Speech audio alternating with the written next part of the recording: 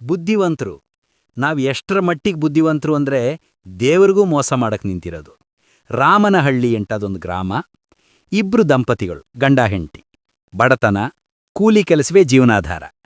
ಒಂದೇ ಒಂದು ಎಮ್ಮೆ ಸಾಕಿದ್ಲು. ಆ ಎಮ್ಮೆ ಅದರಲ್ಲೇ ಜೀವನ ನಡೀತಿತ್ತು. ಏನಪ್ಪ ವ್ಯತ್ಯಾಸ ಅಂದರೆ ಹೆಂಡ್ತಿಗೆ ದೇವರಂದ್ರೆ ಬಹಳ ಭಕ್ತಿ. ಗಂಡನಿಗೆ ಮಾತ್ರ ದೇವರ ಕಂಡ್ರೆ ಆಯ್ತಿರ್ಲಿಲ್ಲ. ಆ ತಾಯಿ ಬೆಳಗಿನ ಜಾವ ಎದ್ದು ಸ್ನಾನ ಮಾಡಿ ಕೈಯಲ್ಲಿ ಗಂಧದ ಕಡ್ಡಿ ಹಿಡ್ಕೊಂಡು ಮನೇಲಿರೋ ಕಿಟ್ಕಿ, ತಪ್ಲೆ, ಚೊಂಬು ಎಲ್ಲದಕ್ಕೂ ಪೂಜೆ ಮಾಡೋಳು. ಇವನ್ ನಗ್ತಾ ಬೈದವ, ಮನೆಗೇನು ಬೆಂಕಿ ಗಿಂಕಿ ಹಾಕ್ಬಿಡಿ ಹಂಗಮ್ಮೆ ಇಂಟ. ಅದ್ಯಾಕೆ ಹಂಗಂದಿ? ಸುಮೀರಪ್ಪ ದೇವ್ರ ಪೂಜೆ ಮಾಡ್ತಾವನೆ. ಯಾವ ದೇವ್ರಿಗೆ ಪೂಜೆ ಮಾಡೋದು ನೀನು? ಕಲ್ ದೇವ್ರಿಗೆ. ನಿನ್ನ ಮನೆ ಪವಾಡದೊಳಗವನು ಆ ದೇವ್ರು ಅಂಟ ಬೈತಿದ್ದವನು. ಎಲ್ಲೋ ಅವನೇ ಸುಮೀರು, ನಾನು ಪೂಜೆ ಮಾಡ್ತೀನಿ ಅಂತ ಅವಳಂದೋಳು. ದೇವ್ರಿರಕ್ಕನವಂತ. ಅವನನ್ನೋ ಮಾನ್ ಕೂಲಿ ಮಾಡದೆ ಒಂದಿನ ಮನೆ ಬಿಡ್ತೀನಿ, ತಿನ್ ನೋಡುವ, ಊಟ ಮಾಡಿಯ ನೀನು ಅನ್ನುವ. ಆದರೂ ವೈರುಧ್ಯದ ನಡುವೆನೂ ಬದುಕು ನಡೀತಾ ಇತ್ತು. ಆ ಎಮ್ಮೆ ಗರ್ಭ ಧರಿಸಿತ್ತು, ತೆನೆಯಾಗಿತ್ತು. ಈ ಅಮ್ಮನಿಗೆ ನಂಬಿಕೆ, ಹೆಂಗೂ ಡೈರಿಗೆ ಹಾಲು ಕರೆದು ಹಾಕ್ತೀನಿ, ಸಾಲ ತೀರಿಸ್ಬೋದಲ್ಲ ಅಂತ ಯಾವುದೋ ಶ್ರೀಶಕ್ತಿ ಸಂಘದಲ್ಲಿ ಒಂದು 25,000 ಹಣ ಸಾಲ ತಗೊಂಬಂದ್ಲು. ಟಿವಿ ಗಿವಿ ತಂದ್ರು, ಮನೆಗೆ ಮಿಕ್ಸಿ ಎಲ್ಲ ತಂದ್ರು ವಸ್ತು. ಎಮ್ಮೆ ಕರ ಆಗ್ತದೆ, ಇನ್ನೊಂದು 8 ದಿವಸ ಕಾಯ್ಕೊಂಡು ಕೂತಾಳೆ. ಇತ್ತ ಮಳೆ ಉಯ್ತಿತ್ತು. ಒಳಗೆ ಕಟ್ಟು ಹಾಕುವ ಅಂತ ಹಿಡ್ಕೊಂಡು ಹೋಯ್ತಿದ್ಲು ಎಮ್ಮೆನ. ಹೊಸದಾಗಿ ಚರಂಡಿ ಮಾಡಬೇಕು ಅಂತ ಮನೆ ಬಾಗ್ಲನ್ನು ಕಿತ್ತುಬಿಟ್ಟಿದ್ರು ಗ್ರಾಮ ಪಂಚಾಯಿತಿಯವರು. ಪಾಪ ಎಮ್ಮೆ ಅದು ಹೆಂಗೆ ಕಾಲು ಹಾಕಿ ಚರಂಡಿ ಒಳಗೆ ಬಿದ್ದೋಯ್ತು. ಇವಳು ಅಯ್ಯಯ್ಯೋ ಎಮ್ಮೆ ಬಿದ್ದೋಯ್ತಲ್ಲಪ್ಪ ಅಂತ ಅಲ್ಲಿ ಯಾರೋ ಹೋಟೆಲ್ಲು ತಾವು ಕೂತಿರೋರೆಲ್ಲ ಕರ್ಕೊಂಬಂದ್ಲು. ಆ ಮಕ್ಕಳೆಲ್ಲ ಬಂದ್ರು. ಪಾಪ ಹುಡುಗರು ಏನೇನೋ ಮಾಡಿ ಹಗ್ಗ ಹಾಕ್ತಾರೆ, ಮೇಲಕ್ಕೆ ಎತ್ತಕ್ಕೆ ಆಗ್ತಿಲ್ಲ ಎಮ್ಮೆನ. ಹೆಂಗೋ ಎಳೆದು ಮ್ಯಾಕ್ ಮಲಗಿಸಿದ್ರು. ಕಾಲು ಪೆಟ್ಟಾಗೋಯ್ತದಕ್ಕೆ. ಹಂಗೆ ಮಲ್ಕೊಂಬಿಟ್ಟಿದೆ ಅಂತ ಅಳುತ್ತಿದ್ಲು. ಗಂಡ ಬಂದ ಹಿಂಗಂದ, ಅಯ್ಯೋ ನೋಡಿ ಎಮ್ಮೆಗೆ ಹುಷಾರಿಲ್ಲ. ಏನಾಯ್ತು? ಹಿಡ್ಕೊಂಡು ಹೋಯ್ತಿದ್ದೆ, ಕೆಳಗೆ ಬಿದ್ದಿತ್ತು, ಹಿಂಗಾಗ್ಬಿಡ್ತು, ಡಾಕ್ಟರ್ ಕರ್ಕೊಂಬರ್ತೀನಿ ಇರು ಅಂತ. ಮದ್ದೂರ್ಗೆ ಹೋದ. ಅವರಲ್ಲೇ ಡ್ಯೂಟಿ ಮುಗಿಸ್ಕೊಂಡು ಹೋಗಿ ಬಾರಲ್ಲಿ ಕೂತ್ಬಿಟ್ಟವರು. ಡಾಕ್ಟ್ರೇ ಬನ್ನಿ ಒಂಚೂರು ಎಮ್ಮೆ ನೋಡ್ರಿ ಇಂದ. ಅವ್ರಿನ್ನೂ ಅರ್ಧ ಬಾಟ್ಲೇ ಇರು, ಆಮೇಲೆ ಬರ್ತೀನಿ ಅಂದರು. ಅಯ್ಯೋ ಹಂಗನ್ಬೇಡಿ ಸ್ವಾಮಿ, ನಾವು ಬಡವರು, ಬನ್ನಿ ಅದೇನೋ ಕೊಟ್ಟವನು ಅಂದ. ಅವರು ಸ್ಕೂಟ್ರ್ ಮೇಲೆ ಕಷ್ಟಪಟ್ಟು ಕೂರ್ಸ್ಕೊಂಬಂದ. ಅವನು ಕೂತ್ಕೊಂಡವನು ಬೇರೆ ಸ್ಕೂಟ್ರಲ್ಲಿ ಇಳಿದು ಸ್ವಾಮಿ ಅಂದರು. ಇಳಿದೇನೋ ಬೇಡ, ಸ್ವಲ್ಪ ಹಂಗೆ ತಿರುಗಿಕೋ ಅಂದರು.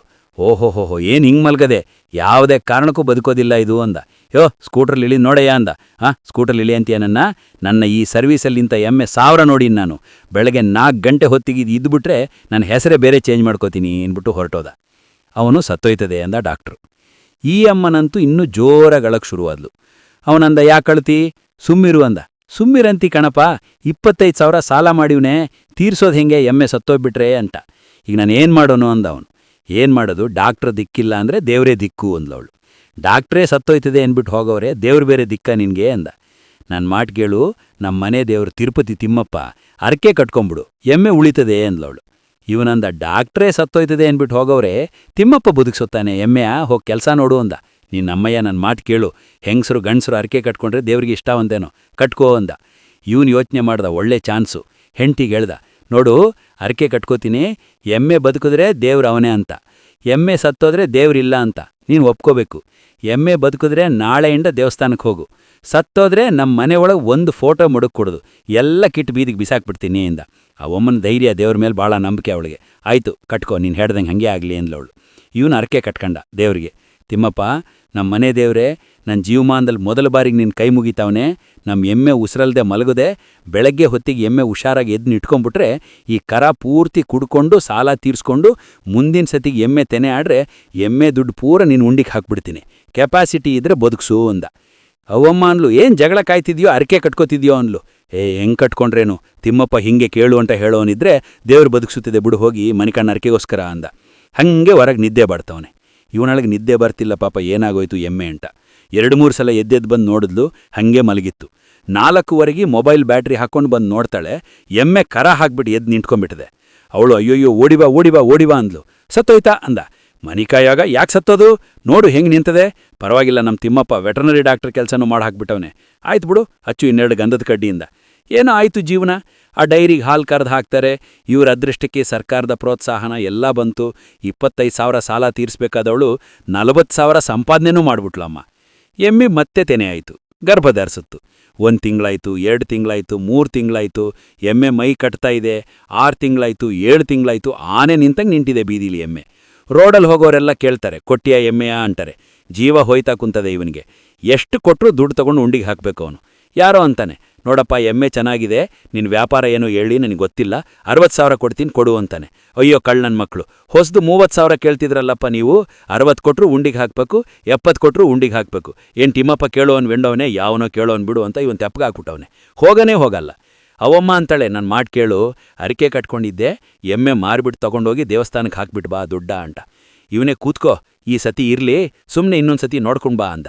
ಅವಳನ್ನು ಇವೆಲ್ಲ ಬೇಡ ಅವತಾರ, ನೀನು ನಮ್ಮ ದೊಡ್ಡಪ್ಪನ ಮಗ ದೊಡ್ಡ ಸಿಂಕೇರೇನು ಹಿಂಗೆ ಅರಕೆ ಕಟ್ಕೊಂಡು ತೀರಿಸ್ತಾ ಹೋದ, ಒಂದು ದಿವಸ ಮಳವಳ್ಳಿತಾ ಹೋಯ್ತು, ಆಕ್ಸಿಡೆಂಟಾಗಿ 2 ಕಾಲು ಕಟ್ಟಾಗಿ ಹೋವೆ ಅಂದ್ಲವಳು. ಇವನು ನನ್ನ ಕಾಲಿಗೆ ಗಾಯ ತರ್ತಾಳವಳು. ಸರಿ ಮಾರೋಣ ಬಿಡು ಅಂತ ಎದ್ದು ಎಮ್ಮೆ ಹಿಡ್ಕೊಂಡು ಹೊರಟ. ಭಾಳ ಬುದ್ಧಿವಂತ. ಅಲ್ಲೊಂದು ಕೋಳಿ ಹುಂಜ ಇತ್ತು, ಅದನ್ನು ಹಿಡ್ಕೊಂಡು ಹೋದ. ಸಂತೆಗೆ 2 ಕಟ್ಟು ಹಾಕ್ಬಿಟ್ಟು ಕುಂತವನೆ. ಯಾರೋ ಬಂದರು. ಎಮ್ಮೆ ಮಾರ್ತೀಯನಪ್ಪ ಅಂದರು. ಹಾಂ ಮಾರ್ತೀನಿ ಇಂದ. ವ್ಯಾಪಾರ ಹೇಳು ಅಂದರು. ವ್ಯಾಪಾರನೂ ಒಂದೇ ಕಂಡೀಷನ್ನು, ಎಮ್ಮೆ ತಗೊಂಡ್ಮೇಲೆ ಕೋಳಿ ಹುಂಜ ತಗಲೇಬೇಕು ಅಂದ. ಯಾಕೆ ಅಂದರು. ಹಾಗೆ ನಾವು ವಂಶದಲ್ಲಿ ಯಾವುದು ಒಂಟಿ ಕೊಡೋದಿಲ್ಲ ಸ್ವಾಮಿ, ಜೋಡಿಯೇ, ನಮ್ಮ ತಾತನ ಕಾಲದಿನ ವ್ಯಾಪಾರ, ಇನ್ನೊಂದು ಎಮ್ಮೆ ಇಲ್ವಲ್ಲ, ಅದಕ್ಕೆ ಕೋಳಿ ಹುಂಜ ಹಿಡ್ಕೊಂಡು ಬಂದಿವನೇ ಅಂದ. ಆಯಿತು ವ್ಯಾಪಾರ ಹೇಳು ಅಂದರು. ವ್ಯಾಪಾರನೂ ಒಂದೇ ಕಂಡೀಷನ್ನು, 2 ಒಟ್ಟಿಗೆ ಕೊಡೋದು, ಬೇರೆ ಬೇರೆ ಕೊಡೋದಿಲ್ಲ ನಾನು. ಕೋಳಿ ಹುಂಜಿಗೆ 60,000, ಎಮ್ಮೆ 500 ಅಂದ. ಒಂದೊಂದು ಈದೊಳ್ಳೆ ನ್ಯಾಯವೇ, 2 ತಗೊಂಬಿಡ್ಲಿ ಆಯ್ತಲ್ಲ, ಅದಕ್ಕೇನಿಲ್ಲ, ಎಮ್ಮೆ 60,000 ಬಾಡ್ತದೆ, ಕೋಳಿ ಒಂದು 500 ಬಾಡ್ತದೆ. ಅವನು ಹೆಂಗಾರ ಮಾತಾಡಲಿ, ನಮಗೆ ಯಾಕೆ, 2 ಹಿಡ್ಕೊಂಬಿಡು ಅಂದ. ಆಯಿತು ಕೊಡಪ್ಪ, 60,000 500 ರೂಪಾಯಿ ಕೊಡ್ತೀವಿ, 2 ಕೊಟ್ಬಿಡು ಅಂದರು. ಒಟ್ಟಿಗೆ ಕೊಡಬೇಡಿ, ದುಡ್ಡು ಬೇರೆ ಬೇರೆ ಕೊಡ್ರಿ, ಅದು ದೇವ್ರ ದುಡ್ಡು ಅಂದ. ಮೊದಲು ಕೋಳಿ ಹುಂಜಿದ್ ಕೊಟ್ಬಿಡಿ, 50,000 ಇಷ್ಟು ಸ್ಟಡಿ ಜಾಬ್ ಮಾಡ್ಕೊಂಬಿಟ್ಟ. ಎಮ್ಮೆ ದುಡ್ಡು ಮಾತ್ರ ಎಲೆ ಅಡಿಕೆ ಮೇಲೆ ಕೊಡಪ್ಪ ಅಂದ. ಆಯಿತು ಅಂದ. ಅವನು ಎಲೆ ಅಡಿಕೆ ಬೇರೆ ತಂದ. ತಗೋ ಎಮ್ಮೆ ದುಡ್ಡು ಅಂದ. ಹೊಸಿ ಜೋರಾಗಿ ಹೇಳು, ತಿಮ್ಮಪ್ಪನ ಕೇಳಿಸ್ಬೇಕು ಅಂದ. ಎಮ್ಮೆ ದುಡ್ಡು 500 ರೂಪಾಯಿ ಅಂದ. ಕೇಳಿಸ್ಕೋ ತಿಮ್ಮಪ್ಪ ಅಂದ. ಅವನು ತಿಮ್ಮಪ್ಪ ಕಾಯ್ಕಾ ಕೂತವನೆ, ಎಮ್ಮೆ ದುಡ್ಡು ಬರ್ತದೆ ಇವತ್ತು ಅಂತ. ಬೆಟ್ಟ ಹತ್ತಿ ಹೋಗಿ ಕೈ ಮುಗಿದು, ತಿಮ್ಮಪ್ಪ ಹೋದ ವರ್ಷ ಅರಿಕೆ ಕಟ್ಕೊಂಡಿದ್ದೆ, ಎಮ್ಮೆ ದುಡ್ಡು ನಿನಗೆ ಅಂದಿದ್ದೆ, 500 ರೂಪಾಯಿಗೆ ಮಾರಿದೀನಿ ಕಣಪ್ಪ, 1 ರೂಪಾಯಿ ಬೇಕಾಗಿಲ್ಲ ಕೋಳಿ ಹುಂಜದ್ದು, ನನಗೆ ಎಮ್ಮೆ ದುಡ್ಡು ನಿನಗೆ 500 ರೂಪಾಯಿ ಅಂತ ದಳಾರ್ನ ಹಾಕ್ಬಿಟ್ಟು ಹೊಂಟು ಬಂದ. ತಿಮ್ಮಪ್ಪ ಅನ್ಕೊಂಡ, ಎಂಥ ನನ್ನ ಮಕ್ಕಳು ನೀವು, ನಾನೇ ನಾಮಕ್ಕೆ ಒಡಿಯ ಅಂದರೆ ನನಗೇ ನಾಮ ಕೊಟ್ಟರಲ್ಲ ಸುತ್ತಿ ಬಳಸಿ ನೀವು ಉಂಟ. ಇಂಥ ಬುದ್ಧಿವಂತರು ನಾವು. ಬುದ್ಧಿ ಕೊಟ್ಟವನಿಗೂ ಬುದ್ಧಿಯಾದೆ. ಅದೇ ಯೋಚನೆ ಮಾಡಬೇಕು.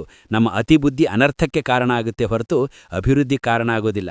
ಜ್ಞಾನ ಸರಿದಾರಿಯಲ್ಲಿ ಉಪಯೋಗಿಸಿದ್ರೆ ಜ್ಞಾನಕ್ಕೂ ಬೆಲೆ, ಆ ಜ್ಞಾನವಂತರಿಗೂ ಬೆಲೆ. ಜ್ಞಾನ ಅಡ್ಡದಾರಿಯಲ್ಲಿ ಉಪಯೋಗಿಸಿದ್ರೆ ಬೆಲೆ ಅಲ್ಲ. ವೀರಪ್ಪನ್ ತಪ್ಪಿಸ್ಕೊಂಡು ಓಡಾಡ್ದ ಕಾಡಲ್ಲಿ, ಪೊಲೀಸರು ಚಳ್ಳೆ ಹಣ್ಣು ತಿನ್ನಿಸಿದ್ರೂ ಓಡಾಡ್ದ, ಅವೆಲ್ಲ ಮಾಡ್ದ. ಹಂಗಂದ್ಬಿಟ್ಟು ಅವನ ಆದರ್ಶ ಅನ್ಕೊಳ್ಳೋಕ್ಕಾಯ್ತದ? ನಾವು ಕೆಟ್ಟತನವನ್ನು ಯಾವತ್ತೂ ಒಪ್ಕೊಳ್ಳಂಗಿಲ್ಲ. ಅವನು ಚಾಣಾಕ್ಷ ಇರ್ಬೋದು, ಬುದ್ಧಿವಂತ ಇರ್ಬೋದು, ಅಂಥವ್ರನ್ನ ಹೊಗಳೋದೇನೇ ಕೆಟ್ಟದ್ದು. ಕೆಟ್ಟವ್ರನ್ನ ಹೊಗಳ್ತಾರಲ್ಲ ಬಹಳ ಜನ, ಅವನೇ ಸರಿ ಎಂಟಾರಲ್ಲ, ಅವನ ಪಾಪದಲ್ಲಿ ಪಾಲು ತಗೊಂಡಾಗ. ಆದ್ದರಿಂದ